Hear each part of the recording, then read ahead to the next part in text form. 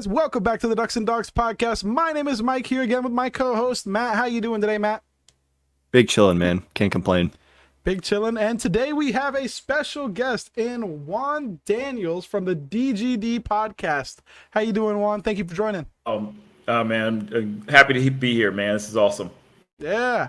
So the DGD podcast, do you want to explain what that is a little bit before we get into our topics? Yeah, man. It's the DGD stands for Damn Good Dog. That's for those Georgia Bulldog players, those Georgia Bulldog fans. We also have our chat, which is called the Brigade, which is just kind of cool. But we talk all things Georgia football, but we also just we just kind of branch out and just talk about college football just in general. We are excited about college football, absolutely love it, but again, at the end of the day, it's all about those dogs.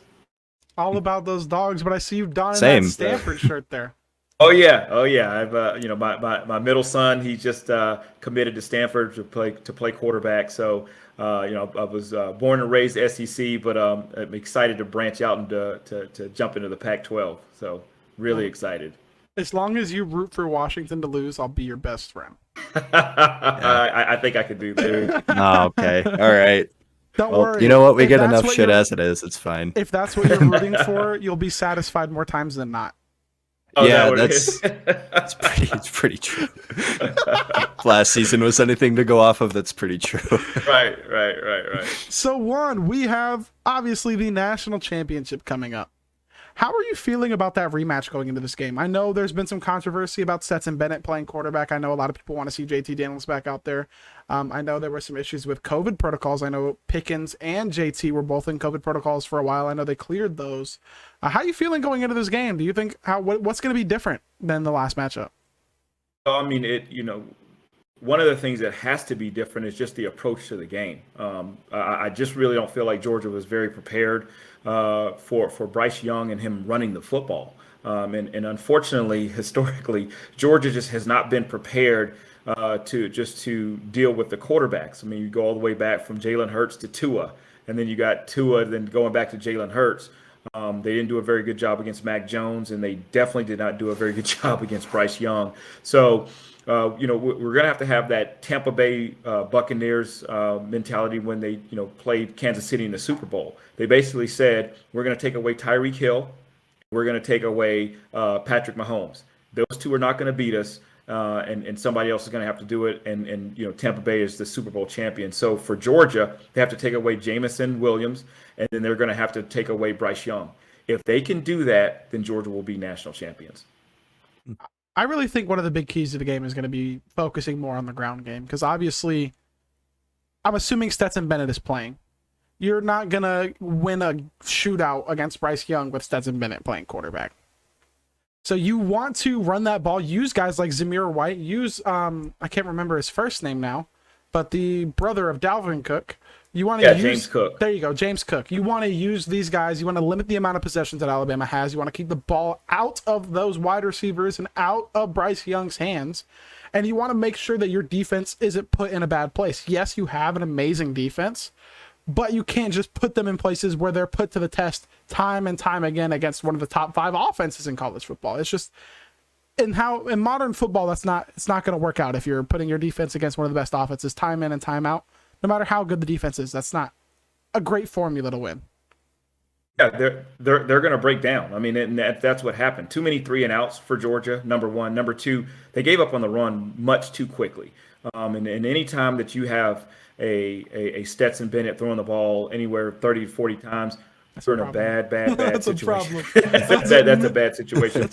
The other thing too that and as a frustrated Georgia fan as I've been, you know what? Have one running back and stick with him. I think that James Cook is amazing. He can go out there. If you look at the game that they played against them last year, he goes out there to the split end. He's one-on-one against a linebacker, just blows right by him. James Cook can run the football. He can also, do a great job running the football. Catching out of the backfield and also running the football.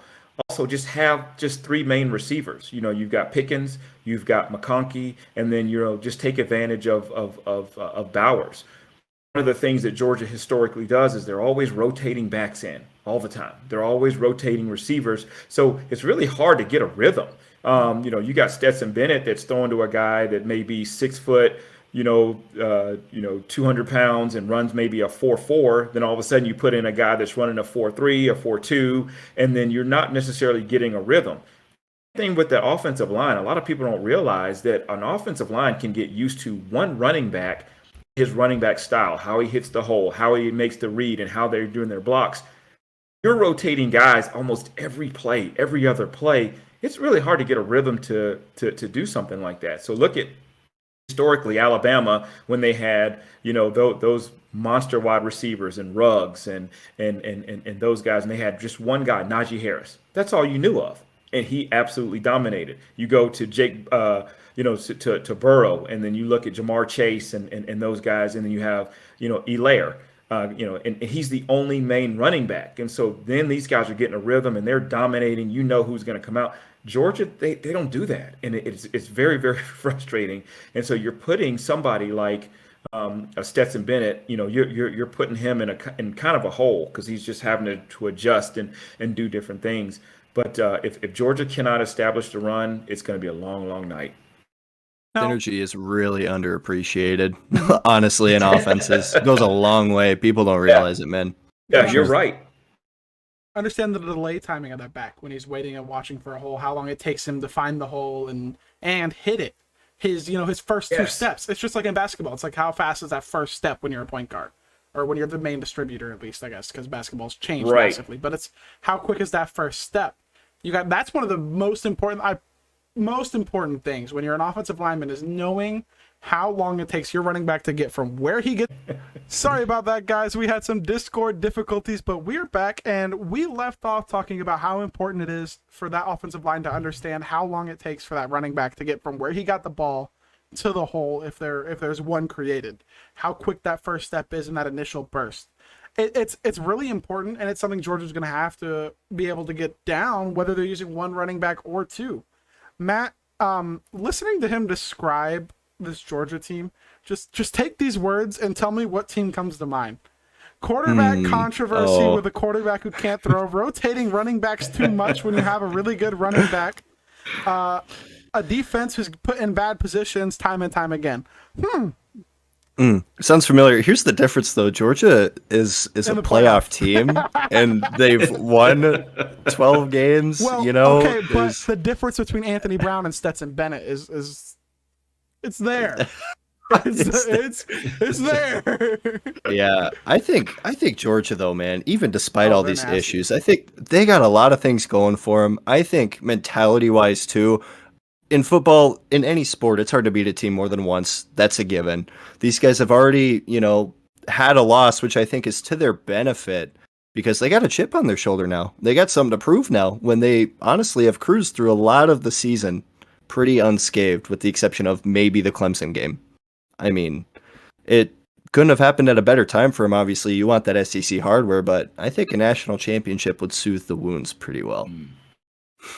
So, Juan, do you expect to see a guy like Arian Smith play? Speaking of Alabama's speedy wide receivers, you guys have a potential Olympic track speed level guy on your roster. Is there any chance he gets on the field? I don't know. I know he had been hurt at one point.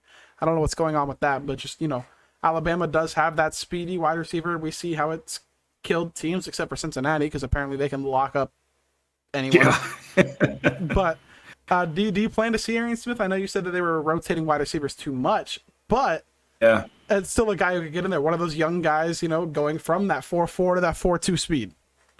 Yeah, I'm hoping so. He's just been, we've been just plagued with injuries, throughout the year. We're finally getting Pickens back, but Arian is somebody that he can absolutely just take the top off, and I would absolutely use him just to blow the top off and then hit some underneath routes. And then at some point in time, why not take a shot? Stetson Bennett can throw the ball. A lot of people don't think that he can, but he can, make that long throw. And heck, with somebody with, Arian speed, as soon as I catch the ball, I'm just taking it and just throwing it as far as I can to see if I can overthrow him. And if that's something he can do, yeah, that's that's saying something. That means you're better than we all thought you were, Stetson Bennett. Right. You are who we thought you were. Because man, that kid can fly. I seen him play over here in high school, playing for the local school around me, Lakeland, and that man can fly. Him and Demarcus Bowman were tearing up St. Thomas Aquinas, which is a I bet you. national power year in, year out. St. Thomas Aquinas is always there in the top of the country, not just Florida, and they just shredded them. They scored every drive. And I was like, oh my God. And now they're going to be playing against each other. Bowman on the Gators and Arians on the Dawgs. Yeah, that's kind of cool. Juan, speaking of that rivalry, I have a question. So I live in Central Florida. A lot of Florida fans, as soon as the playoffs started, were rooting for Georgia. Does Georgia root for Florida when they're out of it? Because that seems really weird. Never. It's just unheard of. Being a, I lost all 5 years. I redshirted a year, but I lost all 5 years under, when they had Steve Spurrier. We got punished each and every. So anytime that Florida plays, and I don't care who they're playing. I mean, they can be playing like the absolute like actual demons. And we're rooting for demons. This is the first time we'll root for evil just to beat Florida. So, but it's funny because unfortunately for us, we're not necessarily a rival for Florida. So Florida has just beaten us year in and year out. Who Florida has a lot of trouble with is Alabama. So anytime that somebody's playing against an Alabama, Florida's going to jump on that bandwagon to cheer against Alabama because they don't want to see Alabama win another national championship, let alone another SEC championship.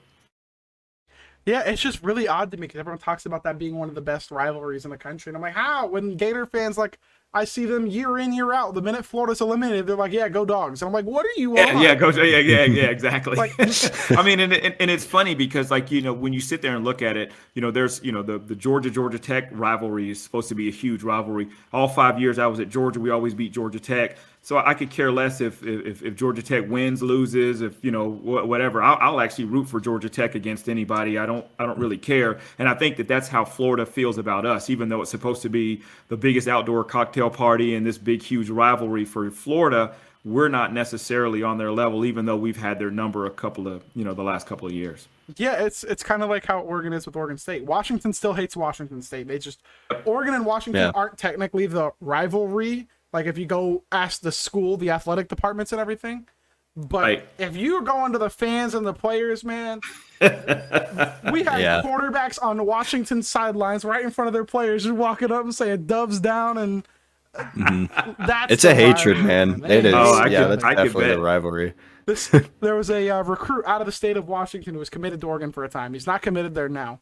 But he's come and said that quote was inaccurate, but I don't know if it was inaccurate or if could have been saving face for his local team, but either way, the quote still. It was the old staff. The quote was out that he said when asked about Washington, he's from Washington. He said, "I can do better for myself." Yeah, I mean the damage Jimmy Lake did, like a lot of in-state recruits now, and just the dunking material Oregon has now, it's unreal. But those two schools, man, they hate each other. It's crazy. Like like you said with Georgia Tech, the admins hate each other. Like Oregon's president dunked on Jimmy Lake. Rivalry week. It was quite a scene, but that's awesome. Fun. That's awesome. Yeah, fun for you guys. But so to bring Georgia into the Pac-12 a little bit, what is Oregon getting in Dan Lanning? I know he's been the defensive coordinator, but you have Will Muschamp, you have Glenn Schumann, you have your DB's coach as well. You have all these guys on the staff there to help him. How confident are you that Dan Lanning will find success as a head coach? I think he's, it's just kind of a formula, and it all kind of just branches off from Nick Saban. If you look at Nick Saban's tree, Nick Saban has just done a great job of just producing head coaches. And so that's one of the things that, you've got that whole mentality that's coming, even though Lanning has been at Georgia, he still is a part of that Alabama tree. And so Nick Saban has basically just set up this model for success and what it's going to take to become a successful head coach. And it's going to be a matter of who he gets around him. It's just going to be the thing that he's doing. And that's just kind of something that Kirby's starting to do. But if you take a look and go back to Nick Saban, all of Nick Saban's guys are very strong personality guys, and they're all are head coach type material. And so if you look at it, you look at Lane Kiffin completely changed the dynamic of Alabama. And he basically said, we're going to start throwing the football. We're going to start getting the recruits that's going to throw the football and guys that are going to catch. Because if you go back years, to think of a quarterback going to Alabama and then maybe winning a Heisman Trophy or a receiver, you'd be like, there's just no way. And then, of course, that goes down to Kirby, and then now that's going to Dan, and so I think he's going to come out to Oregon. He's a great recruiter. The guys love him. I mean, look at how hard his defense plays. I mean, it's one thing to have a great defense, but to have some guys that would basically jump off a cliff for their coach, that's the type of coach that Oregon is going to get. And then he's going to go and just basically just change the dynamic of the Pac-12. And if you think about it, the Pac-12 is not necessarily known for their defense. They just aren't. And so he's going to come in there and just kind of change it. And then, of course, it's going to be a great matchup seeing him going against the offensive-minded guy with Lincoln Riley at USC to see those guys battle. But I think the Pac-10 is going to do a great job of welcoming those guys in and pretty much punishing them for a couple of years, and then they'll start to get their feet wet, and then they'll start to get those recruits in. Ooh, I think it was called the Pac-10 when I was in middle school. Oh yeah, did I say the Pac-10? I meant the Pac-12, right? Yeah, sorry. Yeah, you're good. I know I'm like going way back with the. I just hope he didn't copy the same Saban blueprint that Mario brought, where they don't play offense. Right. Mario brought the blueprint where you have Blake Sims playing quarterback, and I don't want to see that again. I really don't. Hey, you have Bo Nix this time, dude. It's fine. Yeah, that's true. But and Bo Nix is just kind of that wild. That he's a wild card guy. You just never know what he's gonna do. I mean, that's the only problem that comes in with him. Mike's a really big Bo Nix fan, actually. Isn't that right, Mike? He's Anthony Brown 2.0. And we lost Robbie fucking Ashford because of it. Now he's going to go to Ole Miss and look like a Heisman candidate with Lane Kiffin. With Lane Kiffin, exactly, yeah. Fucking. But and that's going to be the problem, and those are the things that just kind of worry you when you have a defensive coordinator that's a head coach. I mean, they basically just kind of slow the game down. Kirby. That's the issue that we've had with him was, hey, it's run, pound the ball, and let our defense play. But hey, Saban had that same type of mentality until Lane Kiffin, and then Lane Kiffin goes and gets Sarkisian, and now he goes and gets the offensive coordinator for the Giants, and so O'Brien, and they're basically like, listen, if you guys want to evolve, we're going to have to start playing offense. And I think that, that's going to be something that Lanning is planning on doing. He's going to surround himself with some really good offensive guys and let them take over. Yeah, I've liked he brought in a passing game coordinator from some New Mexico or something, but he's going to be the tight ends coach, which was an odd, because he was the quarterback coach and passing game coordinator, but now he's going to be the tight ends coach. So that'll be a weird fit, but the offensive staff he's been putting together has been... Yeah. They brought in Junior Adams from Washington, which has been interesting because he's obviously co-offensive coordinator. He's going to be calling some plays, but his track record isn't great. He was at Western Kentucky, and they were not putting up a lot of points when he was there. He had his hand in calling some plays and did better than John Donovan, but that's a really low bar you're setting. So I feel like I could be a better OC than John Donovan just sitting here. But, I was the biggest Cristobal defender all year until that bowl game. He cannot hinder the offense more than Mario did, because the minute Mario was gone, the OC stays the same, the wide receiver coach is the same, the quarterback's coach is the same, all the other coaches are the same, and all of a sudden we could throw deep balls. Where the fuck did that come from? Right, yeah. Yeah, Release the skinnies. And that's the problem. Is like I said, when you have a defensive guy, they don't want to take. They look at those deep balls and they look at them as expensive plays. Yeah. And we just want to. We want field position. We want to control the clock. We want to do all those. And so for a lot of recruits, that's a nightmare. I'm a receiver, and the last place I want to go is to a place.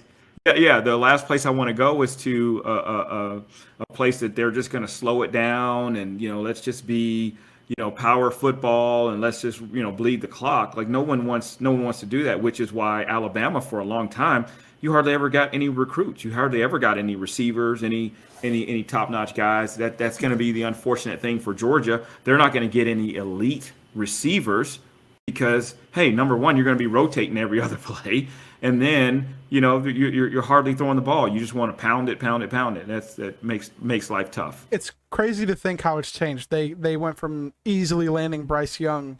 From a few years ago, they only got Tua because Oregon didn't want him. How things have changed. I know they're kicking themselves right now. I'd say they were kicking themselves, but at the same time, they had Justin Herbert playing. Yeah, that's true. We made him look average, but he was playing. Yeah. He was definitely hindered, but he still played well. And right now, he's like, he's he's top that guy. as far as his sophomore season. Mm-hmm. Yeah, they were comparing him and Burrow, and he's actually doing a lot better than Burrow in his second year. Man, he is kicking butt. Man. He's that guy. That's awesome. And we had him running for 3 touchdowns in the Rose Bowl because I apologize to Marcus Arroyo for all the hate I gave him. It was not your fault. I understand. So, with your son going to Stanford, have you looked into any of their games over the past year? Like, obviously, you were involved in his recruitment as his father and all that. Have you looked into how their team has played over the past year or so, and what's been going have. on? We went to we took our official visit to that Notre Dame game, and Glad that was rough. That was that was rough. The Utah game, boy, that was oh man, that was really bad. Washington State, we're looking okay. Maybe they'll have a chance to beat Washington State. That didn't. That didn't pan out very well. So how hype are y'all when they beat Oregon? It was unbelievable. I just couldn't believe what I was seeing. It really was just like, we didn't think that they had a chance. I'll be honest. I'll be honest. And then the fact that they go and they win at the end. Yeah, Neither did I don't anyone. think anybody. Yeah. If you were a betting man, I tell you what. If the only people that probably bet on Stanford were probably like the parents who didn't know anything about football. They probably bet something on there. It was like, oh, I like their uniforms. Man, that was shocking. That was shocking. That interception where he's staring at the DB and just throws it. Oh yeah, that was. Like, what are you doing, bro? He should have got a Coach 30 segment. Yeah, and this is coming off of the heels of like you guys beating a great, not a good, but a great Ohio State team. In Ohio their State own house. Oh man, that was big time. And then we go play. For that to happen, yeah. No offense to your son, but then we go play Stanford and fucking what? Laid an egg. First, like when at the beginning when they were just kind of dominating them at the beginning, I was like, it's just going to be a matter of time before Oregon wakes up and then just absolutely just blows the top off, and it just didn't happen. Which I will also defer some of the blame off of Mario and Anthony Brown, given that last pass interference call, but you shouldn't have been in that position where that call mattered. You shouldn't have been in that position. Can't blame the refs for being tied against Stanford, man. Wrong? Yeah. Yes. Should we have been in a position where that game was even close? No, absolutely not. Absolutely not. See, my buddy's a Georgia fan, and we go through the same struggles. Really talented team. But then always, once you get to that really important moment, you've beat this really good team, you got to go play this other team, and you go lose to South Carolina. And it's like... Yes, exactly. What's something going silly. on? I tell you, I honestly believe that's just one of those games, those trap games. You're on a high. You just beat Ohio State at the Horseshoe. And it's almost kind of like, you know what? We're not even worried about this game right here against Stanford. And then all of a sudden you're like, uh-oh, we're in a game. Like, what in the world is going on? I think that's what happened right there. That was the game I firmly placed myself in the Anthony Brown is terrible camp. And I am not having nothing from the stop hating on a kid. That man is older than me. I don't care. Right. If if he was a 18, 19-year-old freshman, different story. This man is like 36. I do not care. Bro. Like, the Chris Winky of the group, right? Chris Winky, man. He's getting mail from AARP after the game. Hey, he's the Australian punter who went to Miami, all tatted up with the fucking stuff. He's still in Miami. Exactly. Yeah. He's still in Miami. That's insane, man. That's insane. It's like BYU's 30-year-old players. Yeah. Oh yeah. The mission See, that's expected though. That's the mission thing. trips that last 10 years. I'm like, bro, how this man? This is a grown man. What do you mean? Right. Yeah. Yes, sir. Tough, they come back. They eat at the early bird special at like 4:30. You know, they're just like, man, I'm telling you. Yeah, buddy. Oh. So, Juan, I got one last question for you before you get out of here. I don't know how well you follow recruiting, but there's been a lot of buzz that Oregon is going to apparently steal a 2023 commit from Georgia. Any thoughts on who that might be? A 2023. I don't know. I assume it's a defensive player. I don't know. We just know that there's been one that's been rumored since the day Lanning signed, and the buzz hasn't died down. Do you know who it is? You know I don't at all. Okay. I just know it's a 2023, and I'm assuming defensive. My guess is D-line or linebacker because obviously Dan Lanning. That's where he is. Yeah, I'll tell you what. One of the things that Lanning is going to do is he's going to pull a lot of guys from Georgia, and that's going to be that's going to be something that's going to be great for Oregon. Again, the guy's a great recruiter. People are going to want to play for him. And you know, they want to just be a part of something. And I'll tell you right now, and you heard it here first, Oregon is going to be tough coming up in these next couple of years. Once he gets his group in there, they're going to be tough. And you know, and that's one of these things that now these kids, these 2022, 2023s, 2024s, they want to be a part of something like that. Plus, not to mention, who doesn't want to play for Oregon just for the uniforms? I can tell you right now, my son, you know, if he would have had a chance to go to Stanford or Oregon, he probably would have picked Oregon just simply for, you know, just because of the uniforms. I'm telling you. And it is funny, you know, if you ever had a chance to watch any of our Buford games, we have a couple of our uniforms that we do look like Oregon. I mean, it's top notch. We got those green, green matte helmets, you know, with the green pants, and we look tough. That's how it is, man. Tough. Central Florida. That's your brand, huh?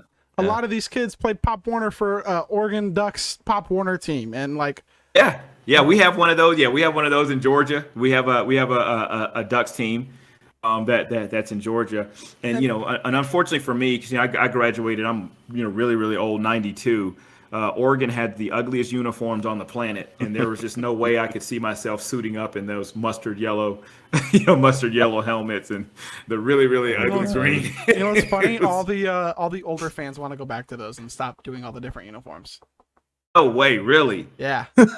Oh, that's terrible, man. I mean, and to take it from a Georgia guy who, you know, it's been the same uniforms, you know, since like the early 1800s. You know, the same with Alabama, like they just don't change. And I get that. That's just something cool that it's just awesome, man. I get that cool tradition, but like Oregon's tradition is changing the uniforms. Yes, it's been corny that other schools have 30 uniforms and stuff too, but it's not corny for the team who started doing it first. It's like everybody else doing that turnover chain was corny. Miami doing it wasn't corny because they started it. Right. It's different when your legacy was set in the 2010s when you were doing those things, as opposed to other schools. Ass, metal, shoulders. Yeah. It's different when your legacy was in the 80s and 90s when you did have ugly uniforms, but that's not what Oregon's is. So it's different, you know. And I'll tell you what's funny too, though. Just even going, you know, thinking about Washington when they had like Mario Bailey and I think it was Damon Heward that was the quarterback, you know, at the time. I love those uniforms. Those were like awesome, man. Yeah, those were awesome. So I remember the Heward brothers and that group. But you know, just you know, for kids these days, the uniforms are just awesome, man. Something that may even be a bigger draw. You get to keep those, and you could sell them after your career. Yeah.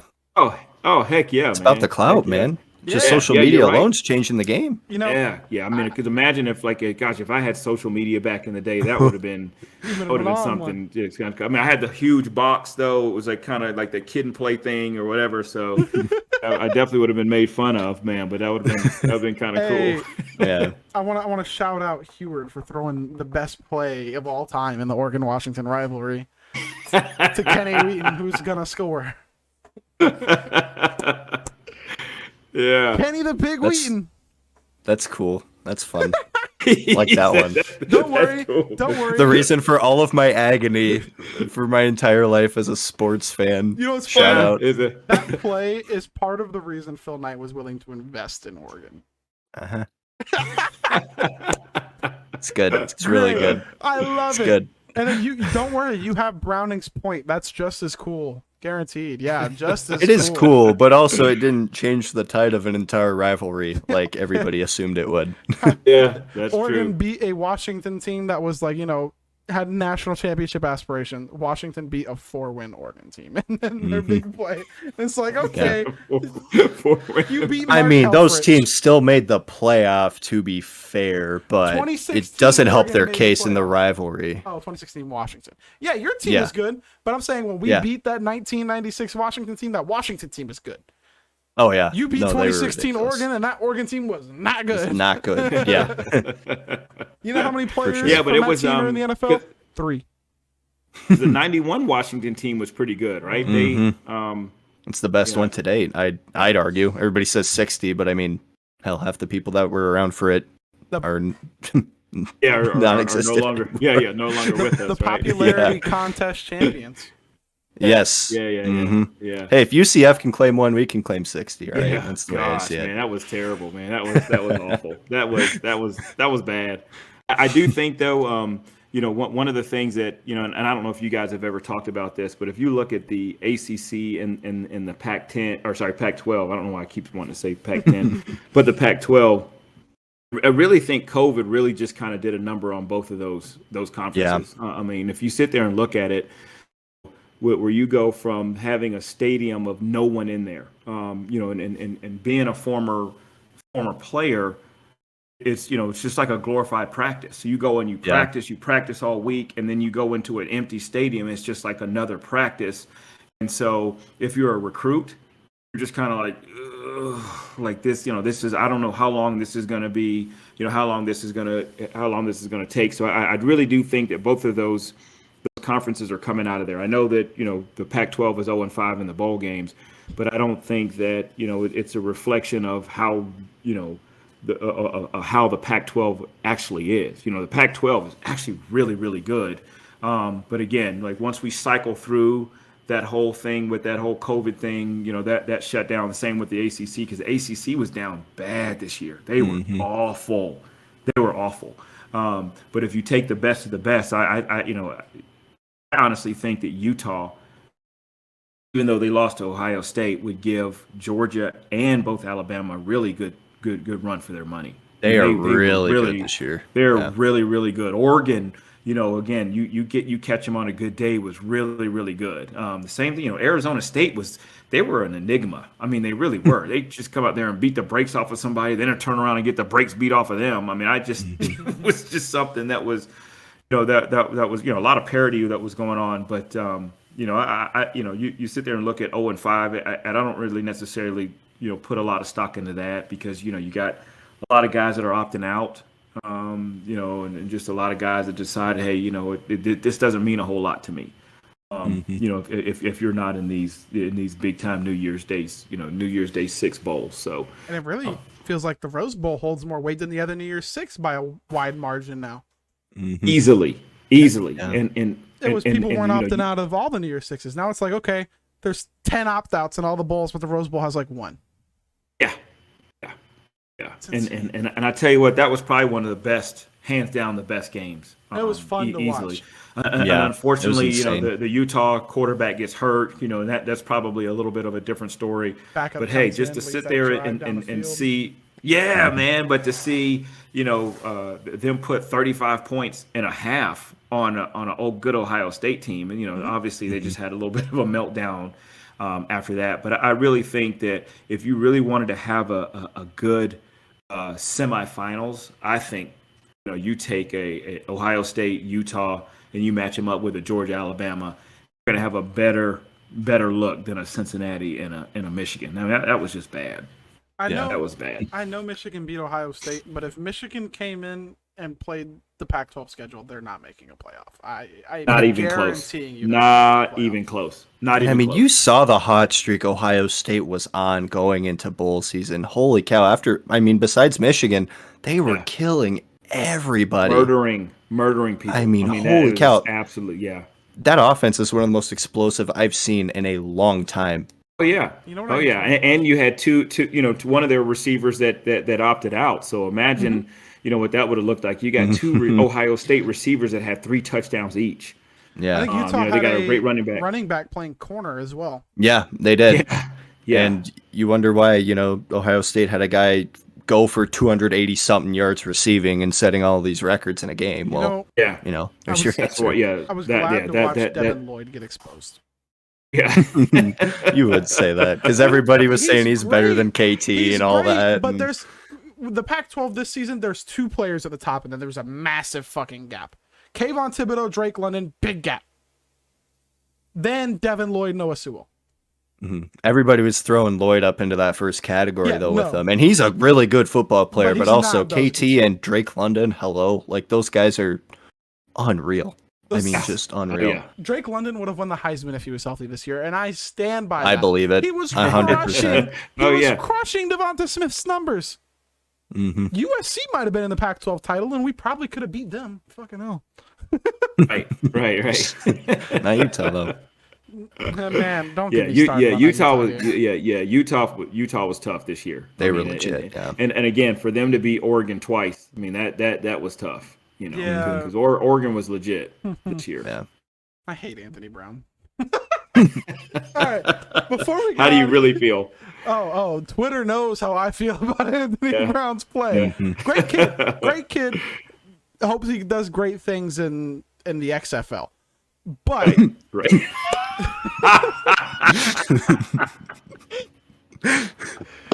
Oh man, that's great. Before we get out of here, let's get to some predictions of the national championship game.